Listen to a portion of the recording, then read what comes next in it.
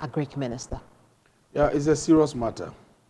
Serious matter in the sense that we are focused on the production of food. I know food is for the consumption of all of us. And so if these toxic materials find their ways into the food that is produced, we are doing something that is inimical to the health of our population. And so it must be a concern to us. But on assumption of office, we decided to do something about our soils. You know, crop yield or productivity is low in our country. In Ghana, if we want to produce, let's say, maize, 1 hectare is able to produce an average of 1.8 metric tons of maize. But the global average, global productivity average, is estimated at 5.6 metric tons per ton. So whilst in other jurisdictions, they are able to use 1 acre to produce 5.6 metric tons of maize, Ghana is doing just 1.8 metric tons.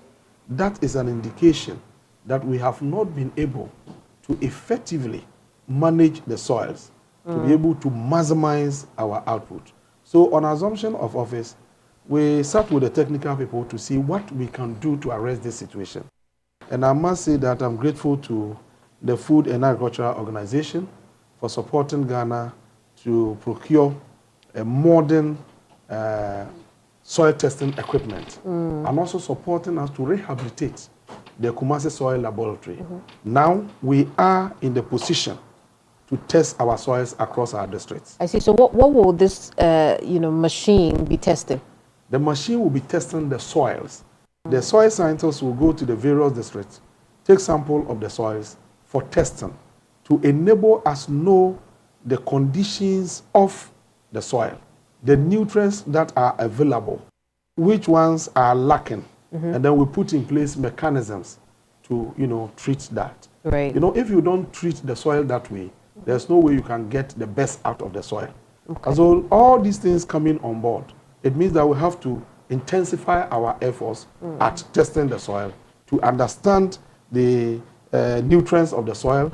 If it is nitrogen that is lacking, what type of fertilizer are we going to apply to restore the nitrogen levels so that we can condition the soil to produce the quantities that we anticipate.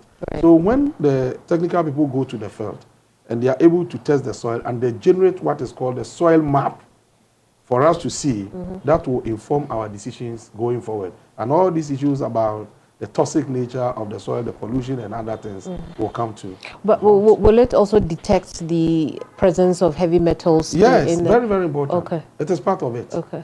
It is part of it. We want to know what the soil is now, what is in there, what is lacking, what can it be used for.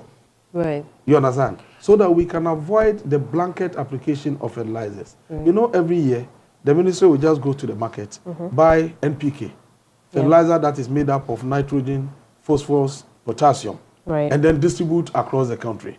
Assuming the nitrogen content in the soil is good for, let's say, maize, any addition becomes, poisonous. It becomes destructive and counterproductive. You end up reducing your yield because the nutrients are far above the requirement. And so these are some of the things that we are doing. And I believe strongly that if we are able to bring finality to this process, all these issues about the toxins and other things will be arrested. So, when you find the toxins in the soil, say you go to a place like Konongo where we are told that there are very, very high mercury in the soil, you find it there, then what next? What are you able to do for the farmers? In fact, when you find it, it means that that soil must be treated. Okay. You have to reduce that thing in there. It is something that is polluting the soil. Yeah. So you get it out. You treat the soil. But it will be challenging for you if we continue to mine with these. It is. As for the illegal mining, it is not a matter of being a challenge to me as a minister or to me as a citizen of this country. It is a challenge to all of us as citizens of our country. Because we are polluting the environment.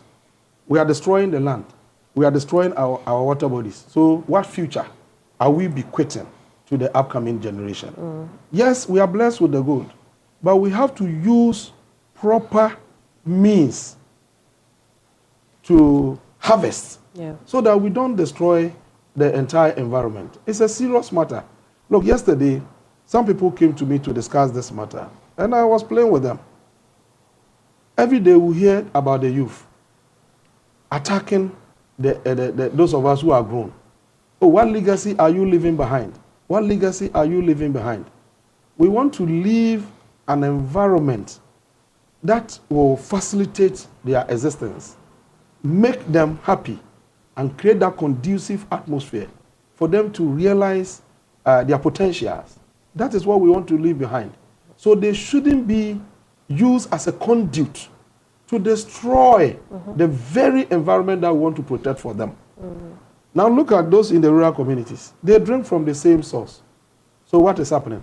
You know, in this country, life expectancy is estimated at 56 years. 56 years. When you go to Europe, some have 82 years, 80 years. Why are we killing ourselves? Just because of the little money that you want to have. You don't care about the consequences of your action on the lives of many others. Honorable, to what extent would you say, I mean, based on your interaction with our farmers, to what extent would you say that illegal mining poses a threat to our ability to put food and healthy food on our tables? But this one, I think you know the answer already. There's a report that indicates that the chemicals they are using are finding their ways into the food that we put on the table. Certainly when you eat it, eventually it is going to affect your health. What are your farmers telling you? No, the farmers, in terms of your interaction with them and the ability to even have the farm space. In fact, the farmers, most of them are worried.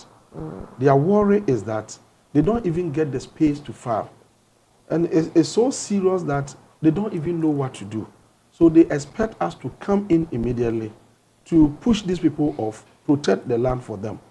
And I'm happy the Ministry of Lands and Natural Resources is putting in place mechanisms to address this. We have decided from the Ministry of Food and Agriculture to join that particular, crusade. We are joining because it is also affecting food production. And then we are joining because we have a responsibility to make food available for every Ghanaian, including you. So if we are unable to fight that battle, it means we have disappointed the people of Ghana. But I am looking at it from a different perspective. Right. It is not a war that must be waged by government alone. It must be a collective effort. How can that be? We have to work on the mindset of our people. Because some of our people back there are conniving with these illegal miners. They are facilitating the process for them because it appears they don't have a better appreciation of the consequences of the illegal thing that they are doing. So we have to work on the mindset of the people. If you drink from a source and the source is being polluted with chemicals, you should know that you are killing yourself. Why are you aiding the very person who is killing you?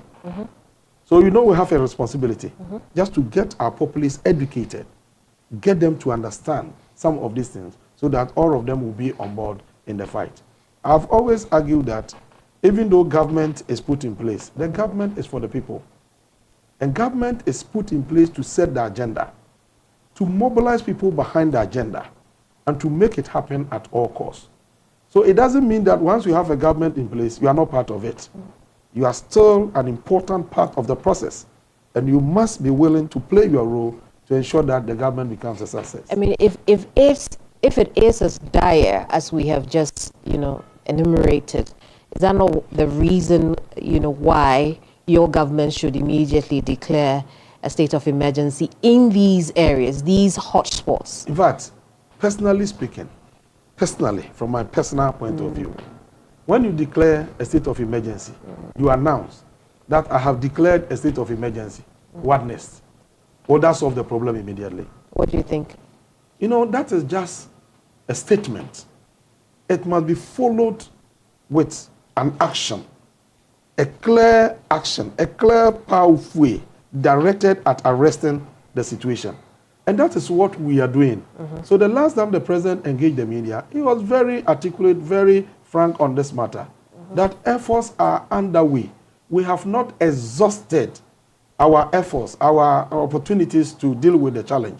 So let's confront the challenge, hold on, deal with the challenge. And then when at some stage we realize that we have done our best, but we are unable to contain it, then we go to that extent. But for now, I think that government is winning the fight, except that we need everybody to be on board. Now, when I say people must be on board, you also have a shared responsibility as our brothers and sisters in the media space, because you have a voice. And when you speak, people listen to you. Can we all join in education, in getting the populace to understand that these things they are doing, even though it is in search for money, the consequences are dire, and therefore people should not support this cause. I think it will work.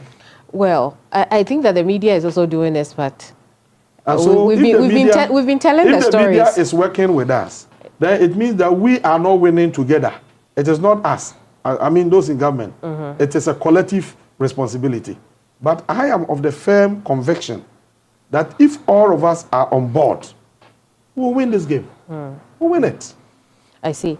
Now, apart from the soil, we have run a report at on TV3, in fact, across all media general platforms, when we tested some food items, and indeed we found, very alarming traces of these dangerous heavy metals in the food items like cassava and the likes, right? How confident are you when you sit behind your table to eat? In fact, I've also heard about the report. And the last time I told my technical people that we need to be part of the process in testing of some of these things to ascertain whether what we are hearing is exactly the case. Because if it happens that the report is accurate, then we have a lot to do relating to the areas that they have spoken about. Because it is not a report that said that all the cassava produced in Ghana has that kind of, That's correct. pollution or toxic, these materials in there. It was specific about some areas. So our concentration should be on that area. I've directed the technical people to go to the field. The ministry itself should go and then take some samples for testing.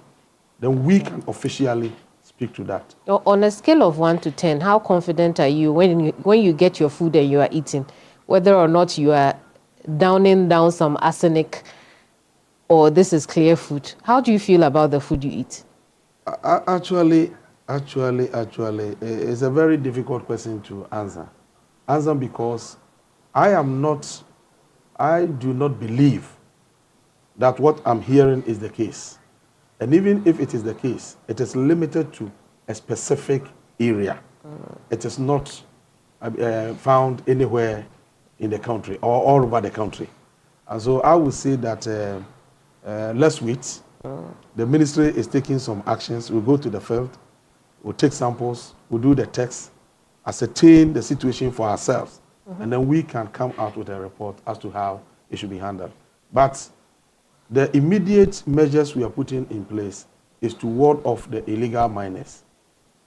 Create space and then prevent this. If we are able to do that, then we can deal with what is already in the system. Assuming I rephrased that question and asked about water. Okay. As for water, it's a whole network. Yes. Right? But water is treated. It is, but these heavy metals always find their way. I'm told that the cost of treatment is now, increased because of the presence of these materials in the water. So when taking water, you don't have any problem because the water is treated. Well, the assumption is that our politicians import water to drink. Oh, no. That is why they do not care about what is going on. Why do you say politicians import water? Politicians, rich people. Those of you who are in the media and elsewhere, you are sisters, our brothers. We live together with you in our homes, everywhere. Do you see us drinking different water from what you drink? We come to your studios and everywhere. It is the same water that we drink. So this discrimination shouldn't happen at all. We are not into that. In fact, So we are all in this together. Let me make this clear. The only time the politician will be so much excited is when he's able to deliver to the admiration of the people. So as a politician, my focus is on how I can deliver on the mandate bestowed on me. I'm always thinking about what legacy I can leave behind.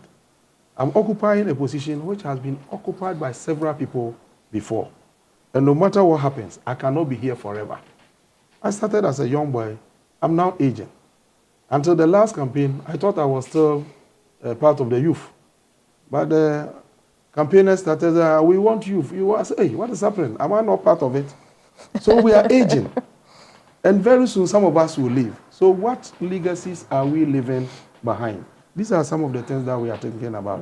But sometimes people create the erroneous impression that politicians are there serving their own interests. No, no, no, no, no.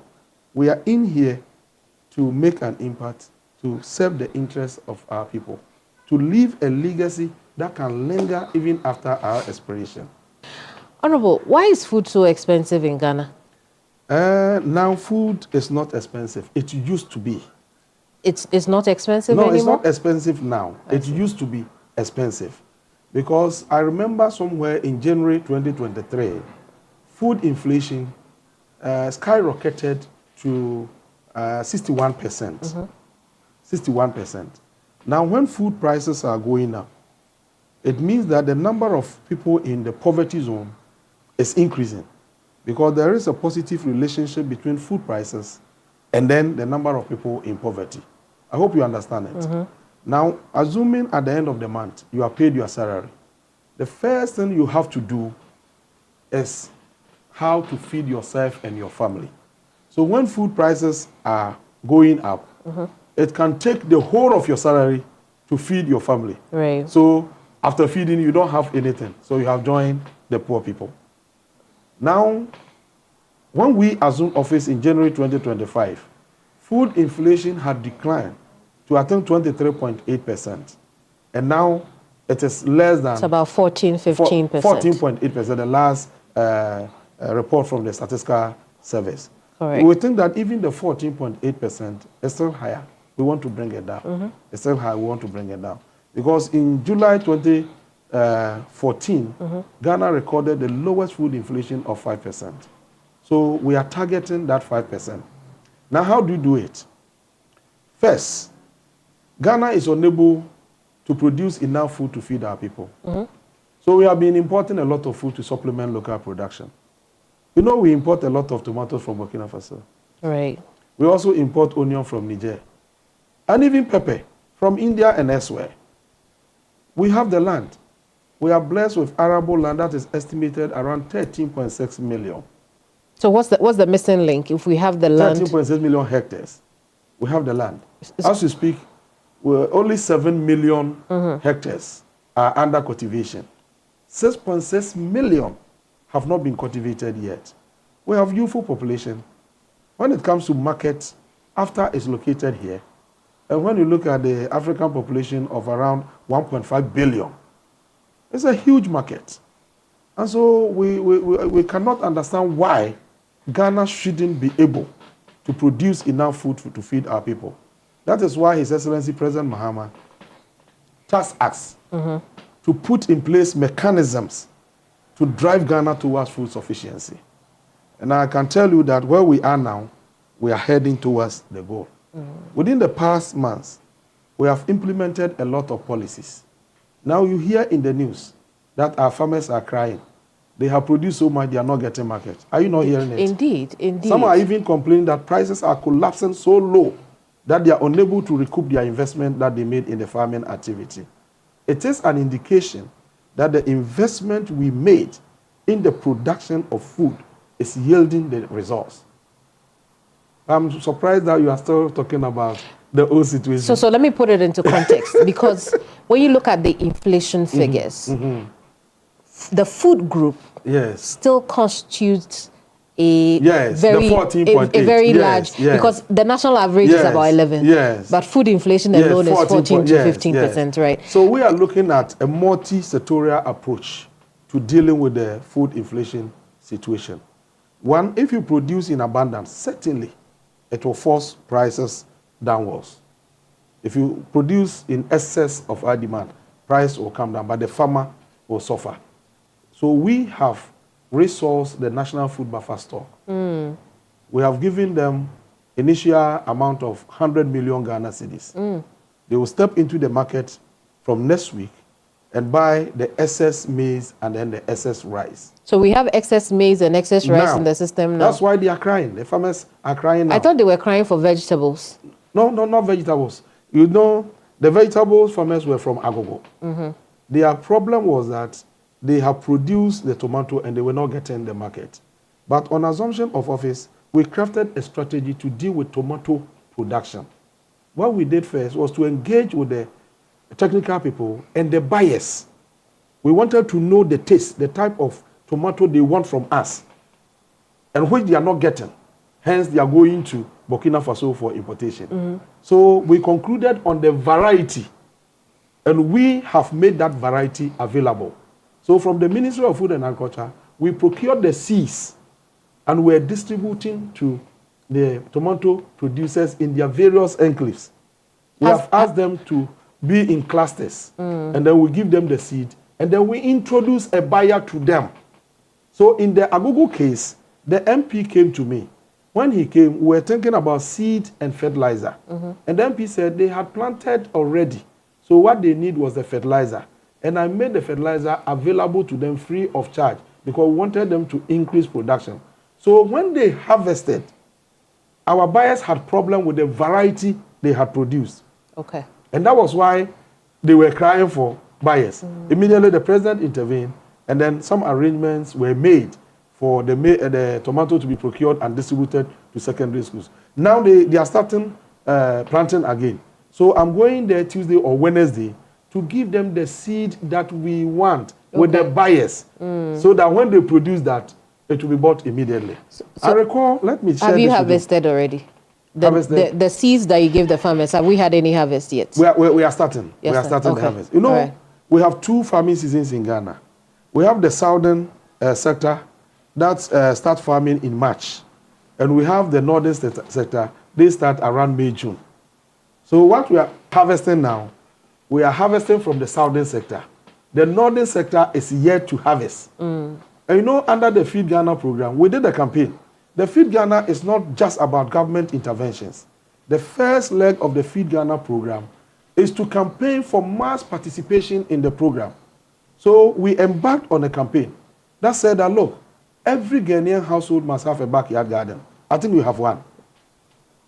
Or you don't have one yet? No. Please do. I'm waiting for my seeds. It's so important. We see our soil is fertile. So you leave a small space in your house. You plant tomato, pepper, or onion. When you harvest from your own garden, it reduces the cost of feeding the house. And you are able to make some savings for other developmental projects. That will make cost of living, affordable. Then again, we are also urging secondary schools to have school farms. As I speak with you, 129 secondary schools in the country are participating in the first year of the program. And if you see the funds that they have made, you give us the plaudits that we deserve. Then we are also saying that in Ghana, we have more churches than schools. In fact, one morning I got up in my hometown and I counted the number of schools. I got 9. But when I counted the number of churches, I got 39. Now, if we are able to bring all these people on board to participate in agriculture, to go into farming, we'll be able to produce enough than we need. I see. So some of the churches have also come.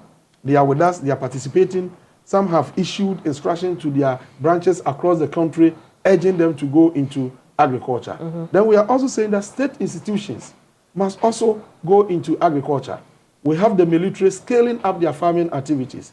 National Service, we are supporting them. We give them the seed, we give them the poultry feed for them to scale up their activities. We have the prison service, we give them the tractors, the things that they require, and even some financial support for them to also scale up. In fact, when I visited Kenya, prisons, I realized that from the prison, from the camp to the farm, it's quite a distance. Right. So I had to procure Kia truck for them to facilitate their movement so that they can also be part of it. So we have all these people on board.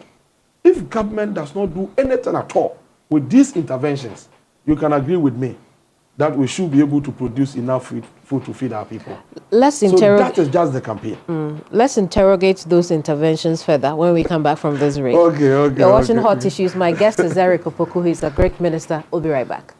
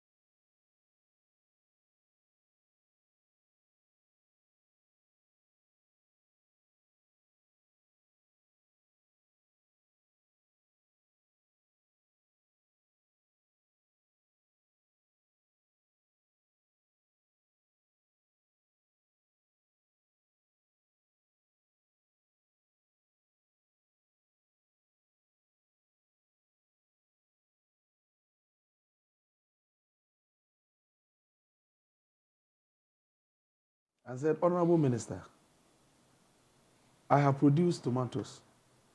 I have about 120 boxes. I'm not getting buyers. What can you do to help me? I called one of the buyers we are working with. And he said, oh, Honorable, can you send me a picture of the produce? So we forwarded the picture to him. And he said, tomorrow I will be there to buy everything. The next day, he went there and bought everything. Because the variety was what they are looking for. No, there are some processing plants here in Ghana that we are working with them. They have the plants located in some areas. But the location of the plants are far, far, far away from the production point. So we are playing that facilitation role of bringing the producers and the buyers together. And so, as for tomatoes, our approach is working. Right. So yes, my the Agogo case. Right. We are now putting in place mechanisms to avoid the recurring of that situation, where the farmers will have to make noise before we intervene. That is not. What is the strategy to ensure that? The strategy is that I will be there with them. Either, in fact, the initial plan was to be there on Tuesday, but just this morning I've received some information, and I have to change that to probably Wednesday. If we get there on Wednesday, what we are going to do, we are going with the buyers. We'll give them the seed, we'll introduce the buyers to them, and then when they are planting, the buyers will also be there to set up the mini processing plant. So that immediately they harvest, the buyers will be there to buy. We are doing this for one important reason. My dear, you know, in this country, 30% of all the food that is produced go waste. I mean, is it not ridiculous? Yeah. That after investing in food production, we sit down and allow 30% to go waste, post-harvest losses. We want to minimize that. Right. And that's why we want the buyers to be on the field. Right. But so how will this be replicated in other farming communities? Good. Because then the NDC had promised that it will ensure that there is a connection between farm gates and the marketplaces. Yeah. So how will that happen? We have asked our farmers to constitute themselves into what we call community commodity-based cooperatives. In fact, we started the cooperatives campaign almost 3 months ago. Now, when we check our system, we have registered 65,126 cooperatives, and we are still counting. I see. Now, with these cooperatives in place, what do we seek to achieve? One, when they come together, producing in the same environment, producing the same commodity, they are likely to enjoy the advantages of economies of scale. Then again, the farmers will have a voice to be able to negotiate for reduction in cost of input, a voice to be able to negotiate for reasonable prices for their produce. So now we have the cooperatives in place. We are now going to deploy our technical people to go and educate them. Now, once we have the cooperative, access to the market finance becomes easy. Access to market becomes easy. Sitting in Accra, I can just go through the computer and tell you that tomato is being produced in this area because we have a cooperative there. They are into tomato production. Tomato is being produced here. So if we are asking the buyers to be in touch with them, it becomes a piece of cake. I see. I mean, but will this mechanism be publicly available, or is only to buyers who register with the ministry? No. You know, the cooperatives are entities everywhere in the country. So they are public entities that can be recognized, can be accessed at anyone's convenience. Okay, I see. So even if you decide to buy, let's say, maize, you can go to any of the cooperatives and have your own arrangement with them. In fact, we went and studied the system from Brazil. The president himself called me and said, Eric, this cooperative thing that we intend to do, can you go and look at the Brazil model? So I went to Brazil with my team. And what we saw was that the whole concept started from a family business, where a family into dairy farming realized that they were not earning so much from their farming activities because they would just go and sell the milk and then earn something later.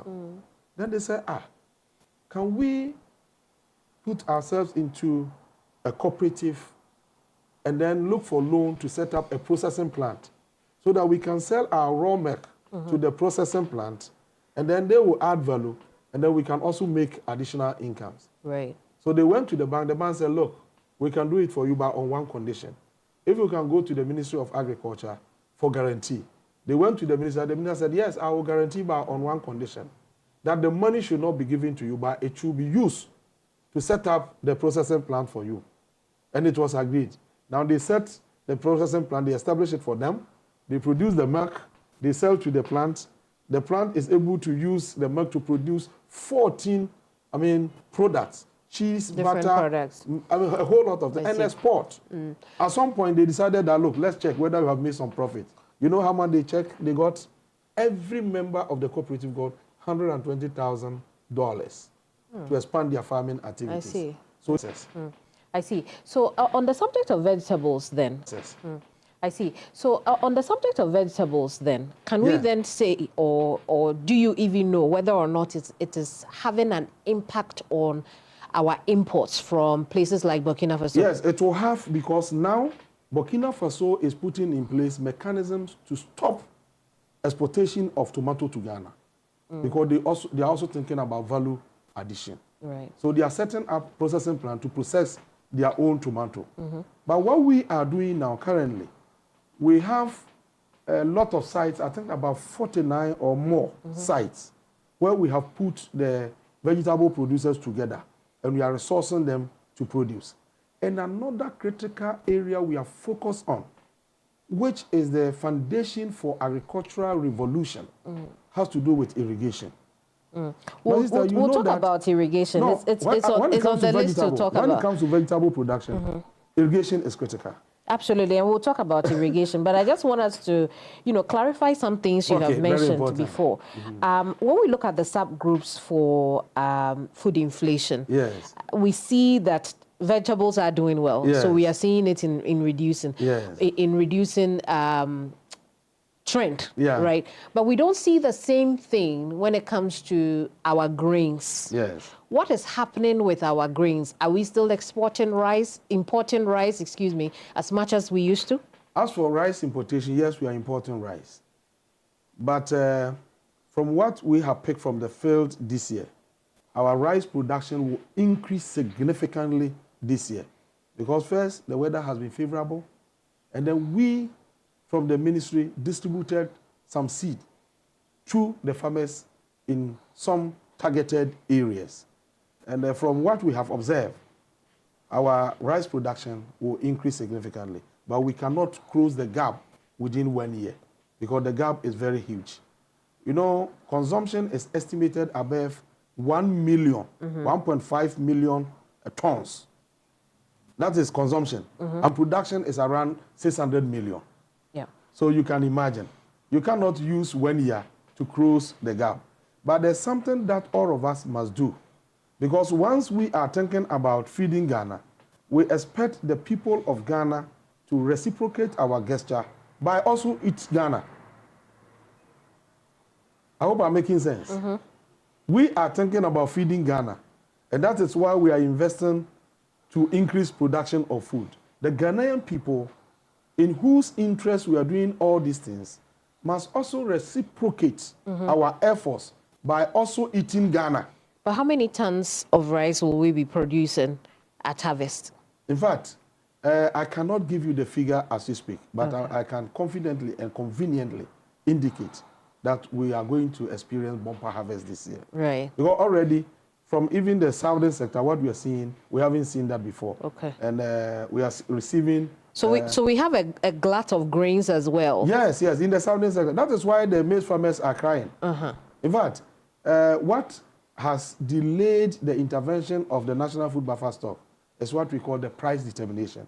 Okay. We want to go to the market with a fixed price because the farmers are complaining to us that they have harvested the maize and the price has fallen so low that they cannot even recoup the investment they made in it because of the abundance. And this is the harvest season. So we want buffer stock to go into the market, mop up the excess now, and then store them. Then during the lean season, we will then release to also moderate prices in favor of the consumers. But you only give them 100 million cedis. They say they want 700. The president has given us the assurance that we should start with this. He will make available resources to enable them procure all the excess produce. I see. But you must understand that this is the first time government of Ghana is committing resources into the operations of buffer stock. Is that the case? Yes. You know, it was set up somewhere in 2010, 2011. And apart from the initial capital that was given to them, that was around 12 million, they've never benefited from this. So it must tell you the seriousness of this government, our commitment and desire to change the status quo. In order to have balanced diet, you have to pay a lot for, protein as well. Yes. Because when you look at the sub categories of our food inflation, live animals, meat, and other parts of slaughtered land animals, it's up about 22.1%. Yeah. Which means that, what does this tell you? I should ask you first. Yes. What does this tell you? Yes, we are not only concerned about food in abundance, we are also concerned about nutrition because we want to prevent stunted growth. You know, they say that because we don't eat balanced diet, we don't get the food in the required nutritional value. It's partly the reason why some people do not grow to the height that they should be. And in other jurisdictions where people have access to balanced diet, the height is a bit different compared to those of us from these areas. So we are also concerned about nutrition. I think you know of the Nkukon Ketenkete. Yes, which is where we should head now because there was some distribution done. How many of the chicks have you distributed? We haven't launched the program yet. Oh, I see. We just piloted. All right. So the program, even though the program hasn't launched, I thought the pilot was the launch. Yes. Okay. No, that was a small pilot in the northern region that I did. I see. The president will launch the program in October. Right. But we are looking at the poultry sector. We are looking at 3 specific interventions. Is it just because people like the Nkukon Ketenkete thing that it has become the most talked about? The cynosure, what everybody is talking about. But how is that going, the pilot? Yeah, the pilot is doing very well. We selected 12 districts in the 5 northern regions. And then every farmer was given 120 bears plus some feed. And then we also distributed some number of guinea fowls in addition to the bears that we did. But the information we are picking from our technical people that they are doing very, very well. Now we are going to scale it up across the country. What we are going to do is that we are procuring 3 million bears Each constituency will be given 10,000 bears. We are almost at the end of the procurement process. And we are also procuring feed so that we'll give you some quantity, some number of bears, and then we'll give you some quantity of feed. But we understand that we are giving this to farmers, most of whom are novice. They are not used to the poultry business. So if you give them the day old, the mortality rate will be high. We want to reduce that. So we want the suppliers to do the brooding. I mean, keep them for some time, 1 week or even up to 2 weeks. Take them through some kind of vaccinations. And then before we do the distribution. If we are able to do that, we can reduce the mortality rate. Now, this is just 3 million bears. 10,000 each. If you do the 10,000, we have 276, constituencies. We have some small buffer that will look at how we can handle. Then this is just the Nkokon Kitchen. We have also identified 50 existing commercial poultry farmers in Ghana. They have the capacity, they have the facilities and everything. The experience is there. But we want them to scale up their activity. So we are giving them 80,000 bears each. They are serving as anchor farmers. Beneath them, they have the small, poultry farmers who also benefit from their service. Now that alone, we are providing 4 million bears. Then we have the medium scale producers. They are doing from 1,000 bears to 5,000 bears. In fact, having mentioned 1,000, let me share this story with you. I have a video, I will make it available, you can even show it. I was in the office here when a gentleman walked in and said, Honorable, I've completed nursing training school, but I've not been employed yet. Having heard about this in Nkokon Kitchen, I want to be part of it. Is there anything you can do to help me? In fact, I was touched by the story. And I said, yes, we haven't started rolling it up. But personally, I'll organize some 1,000 bears and some feed for you. I gave him the 1,000 bears and the feed. And this guy, as you speak, he's calling me that the bears are ready. He wants people to come and buy. So yesterday, I spoke to some buyers to see if they can move in immediately. So the medium scale people, we are going to give them 1,000 to 3,000 bears each.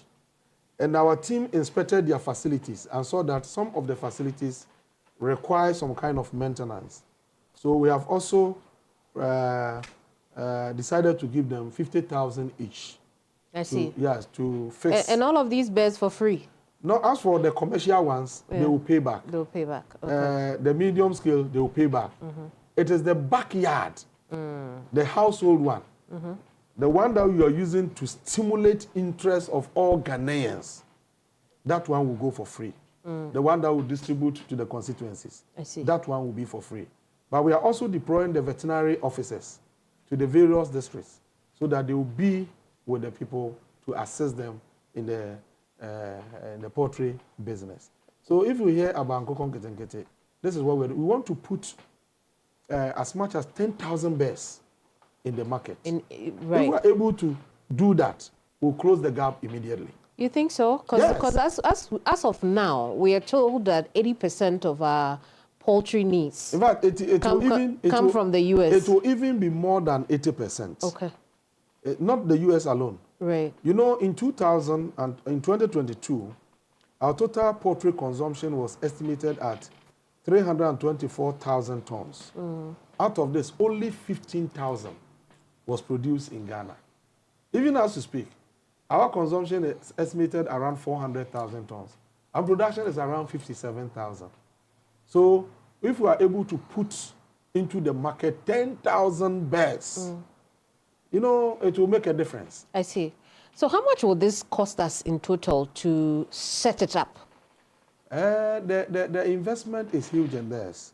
But because the commercial farmers will pay back and the medium producers will also pay back, when you look at those we are giving for free, it will not cost Ghana beyond 200 million.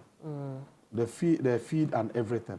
How are we going to monitor this so that we ensure that there really is the benefit that we desire. It is a government project, and we have our decentralized institutions in all the districts. Right. Again, we are also recruiting the Feed Ghana coordinators to be on the field, to monitor and report to us.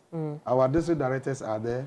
We are organizing some resources to them to make them more mobile to the field so that we can do the monitoring. But you see, one thing we must understand as citizens is that Ghana belongs to all of us. Any intervention from government with the good intention of, transforming our society and turbocharging our food systems is the best that we must protect. So it is a responsibility on all of us, you and I, to make sure that we protect some of these things. It shouldn't be a responsibility on us alone. Now, we are looking at the livestock sector in its entirety, because apart from the poultry, even the poultry, the reason why we are worried is that, Ghana consumes poultry more than Nigeria. Is that the case? Yes, because Nigeria, they consume beef, a lot of beef, and then they add some chicken. So when you look at the per capita consumption of poultry, Nigeria is doing just 3 kilograms. It means that every person in Nigeria, on average, consumes 3 kilograms of poultry every year. But when it comes to Ghana, we consume 14 kilograms. I see. 14 kg per person. I see. So the consumption is very, very high because we don't consume a lot of beef and other things. Funeral, birthday, or wedding, It's chicken. all chicken. So that is why we are talking about increasing. But there is one aspect that I will expect you in the media to help us to work on. We have to educate our people to understand that if you buy from local sources, you are creating employment opportunities for your people. Apart from the fact that you are getting the thing that you paid for, beyond the purchase, the producer will have money because there's demand, expand production, employ people, including your own children and grandchildren.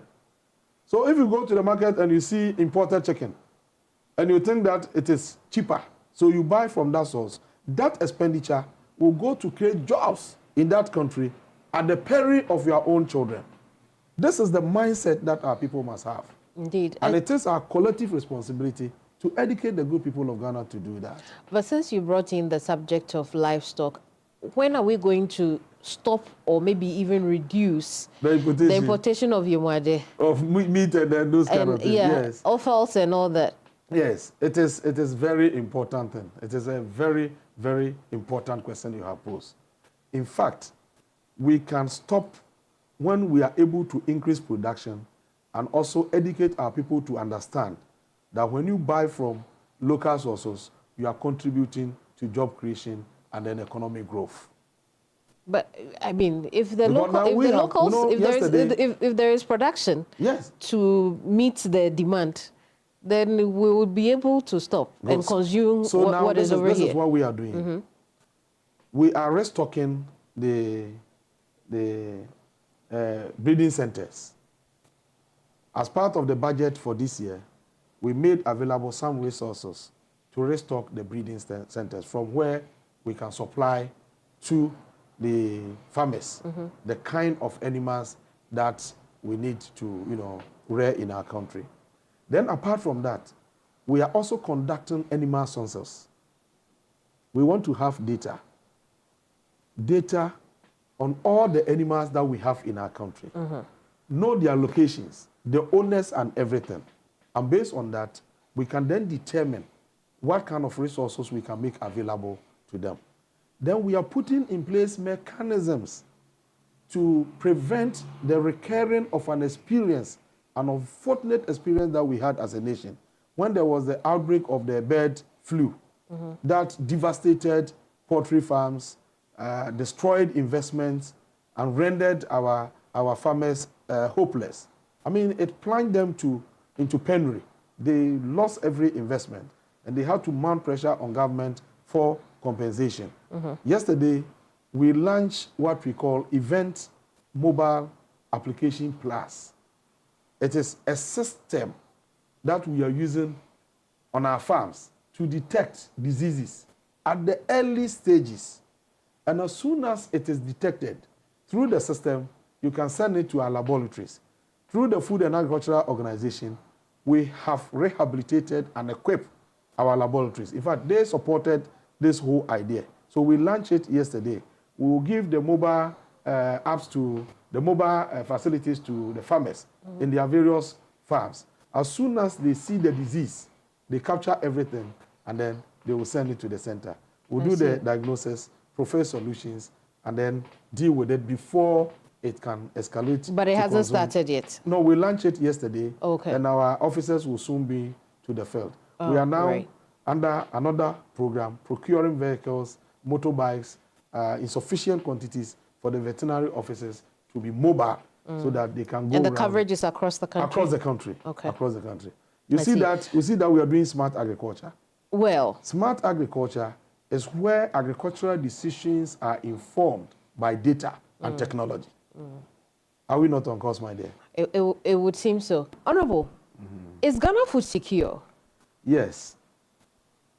You know, food security is anchored on 4 legs. The first one has to do with availability of food. Right. The second has to do with affordability. And then the third one, you look at the nutritious aspect of it. Right. And the last one, you look at stability, in the supply of food. Whether you have in place sustainable measures to ensure consistent supply. In the case of Ghana, we are food secure. In fact, FAO and by all the international standards, we are food secure. Except that we do import some food to supplement local production. But I've also read, and that's why I didn't contest you when you said yes.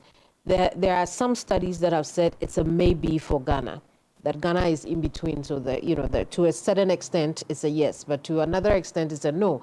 Because they say about 2.6 million people as of July were food insecure. They have seen that number reduced to 2 million. In fact, that report, the initial report was that they were vulnerable to food insecurity.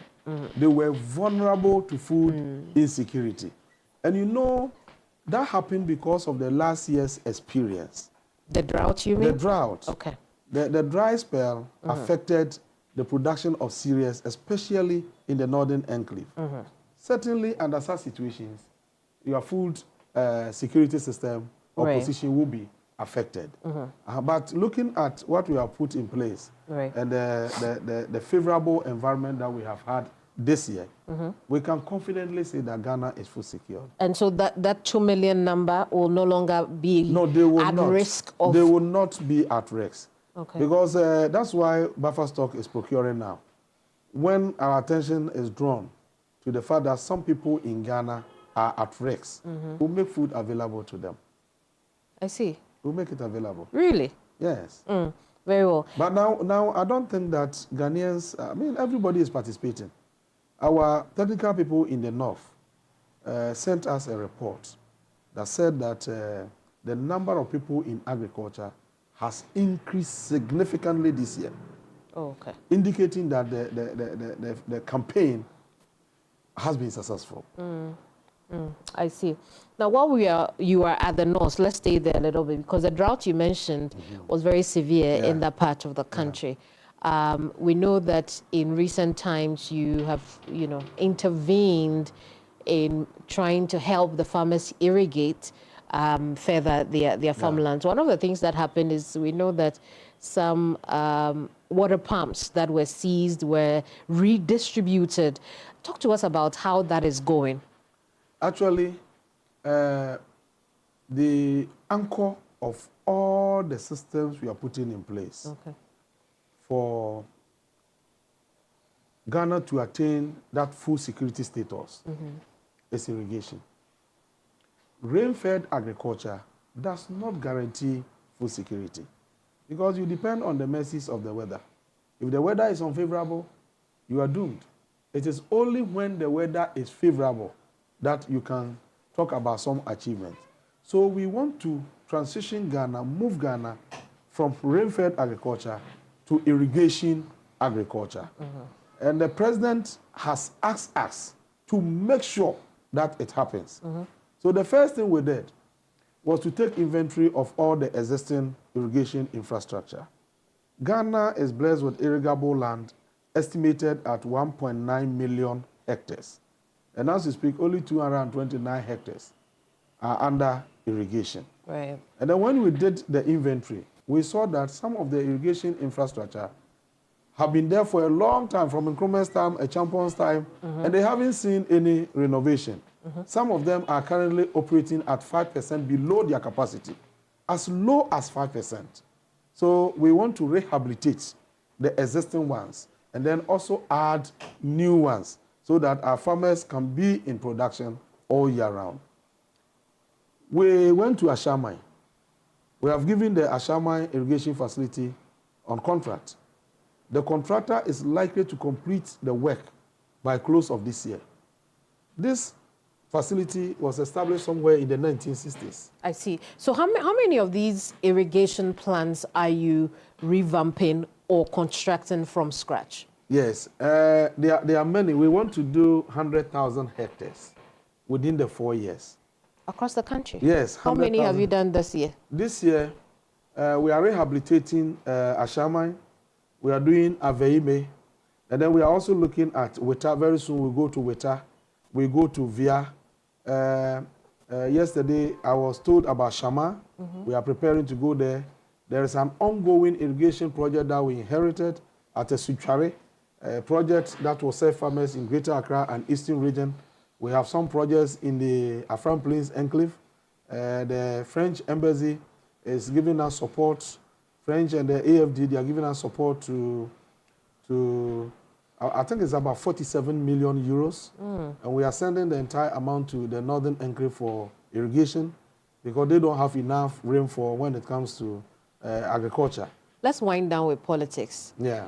The vineyard is speaking and the grapevine has whispered that in the future presidential primary of the NDC, we will find Eric Opoku in it.